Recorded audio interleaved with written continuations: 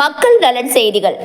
ராணிப்பேட்டை மாவட்டம் ஆற்காடு பஸ் நிலையம் அருகே ஆட்டோ ஓட்டுநர்கள் நலச்சங்கம் சார்பில் ஆடி கிருத்திகையை முன்னிட்டு மலர் மாலைகளால் அலங்கரிக்கப்பட்ட முருகப்பெருமான் படத்திற்கு தீப ஆராதனை செய்து வழிபட்டனர். அதனைத் தொடர்ந்து பக்தர்கள் மற்றும் பொதுமக்களுக்கு அன்னதானம் வழங்கப்பட்டது. இந்த நிகழ்ச்சிக்கு ஆட்டோ சங்க தலைவர் எட்வின் ராஜ் தலைமை தாங்கினார்.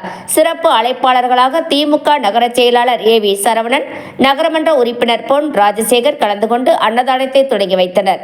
மேலும் இதில் ஆட்டோ சங்க செயலாளர் பி. சுதாகர், ஆட்டோ சங்க பொருளாளர் L. Janakiraman, Y. Chinnaiya, J. C. Babu, A. Udayakumar, R. Dilip, Prabhakaran, Y.